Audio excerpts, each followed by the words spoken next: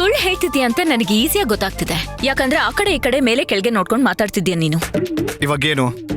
ನಾನಿವಾಗ ನಿನ್ ಕಣ್ಣಲ್ಲಿ ನೇರವಾಗಿ ನೋಡ್ತಾ ಸತ್ಯ ಹೇಳ್ಬೇಕು ಅಷ್ಟೇ ತಾನೆ? ಎಸ್. ಸರಿ ಆಯ್ತು, ಹೇಳ್ತೀನಿ ಕೇಳಿಸ್ಕೊ. ನೇರವಾಗಿ ಕಣ್ಣಲ್ಲಿ ಕಣ್ಣಿಟ್ಟೆ ಹೇಳ್ತಾ ಇದೀನಿ, ಕೇಳಿಸ್ಕೊ. ನೀನ್ ಅಂದ್ಕೊಂಡಿರೋ ತರ ಸಮಥಿಂಗ್ ಏನೂ ಇಲ್ಲ. ಓಕೆ. ಅರ್ಥ ಆಯ್ತಾ? ಏ ಕಳ್ಳ, ಸುಳ್ಳು ಹೇಳ್ತಿದ್ಯಾ ನೀನು. ನಂಗ್ ಗೊತ್ತಾಯ್ತು, ನಿನ್ ಕಣ್ಣೇ ಸುಳ್ಳು ಹೇಳ್ತಿದೆ. ನೋಡ ಅರ್ಚನಾ, ಪ್ಲೀಸ್. ನನ್ನ ಮತ್ತೆ ಶಾಂತಿ ಸಂಬಂಧ ಏನು ಅಂತ ನಿನಗೆ ಗೊತ್ತಿಲ್ಲ. ಸುಮ್ನೆ ಅಪಾರ್ಥ ಮಾಡ್ಕೋಬೇಡ. ಹೇಳ್ತಾ ಇದೀನಲ್ಲ ಏನೂ ಇಲ್ಲ ಅಂತ. ನೋಡೋ, ಒಂದೇ ಮಾತಲ್ಲಿ ಹೇಳ್ಬೇಕು ಅಂದ್ರೆ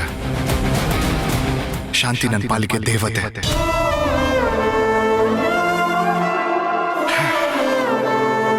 ಇವತ್ತು ಈ ದೇಹದಲ್ಲಿ ಉಸಿರಿದೆ ಅಂದ್ರೆ, ನಾನು ಇನ್ನೂ ಜೀವಂತವಾಗಿದ್ದೀನಿ ಅಂದ್ರೆ ಅದಕ್ಕೆ ಕಾರಣ ಶಾಂತಿ ನನಗೆ ಹಾಕಿರೋ ಭಿಕ್ಷೆ.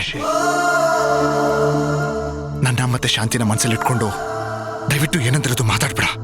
ಓಹೋ, ಮತ್ ಯಾಕಪ್ಪ?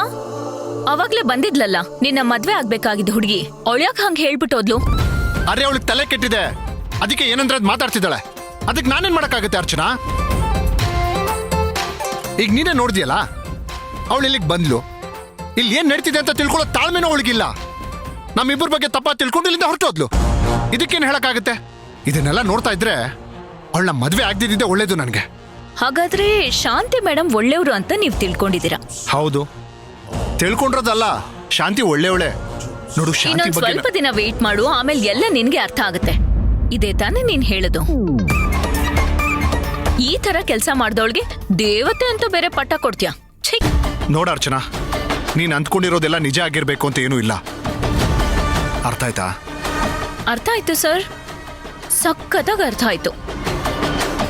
ಈ ಪ್ರಪಂಚದಲ್ಲಿ ದೇವ್ರಿಗೂ ಸಪೋರ್ಟ್ ಮಾಡೋರು ಇರ್ತಾರೆ, ದೆವ್ವಕ್ಕೂ ಸಪೋರ್ಟ್ ಮಾಡೋರು ಇರ್ತಾರೆ. ನಿನ್ ಥರನೇ. ಸರಿ, ಹೋಗ್ಲಿ ಬಿಡು. ಸೊ ಶಾಂತಿ ಮೇಲೆ ಅಷ್ಟು ಗೌರವ ಇದೆ ನಿನಗೆ. ಮತ್ ಯಾಕ್ರೋ, ಯಾಕ್ ನನ್ನ ಈ ತರ ಲಾಕ್ ಮಾಡಿ ಕೂರ್ಸಿದಿರಾ? ನೋಡು, ನೀನ್ ಈ ಪ್ರಶ್ನೆನ 1000 ಸರಿ ಕೇಳಿರ್ತೀಯ. ನಾನು ಇದಕ್ಕೆ 1000 ಸರಿ ಉತ್ತರ ಕೊಟ್ಟಿರ್ತೀನಿ.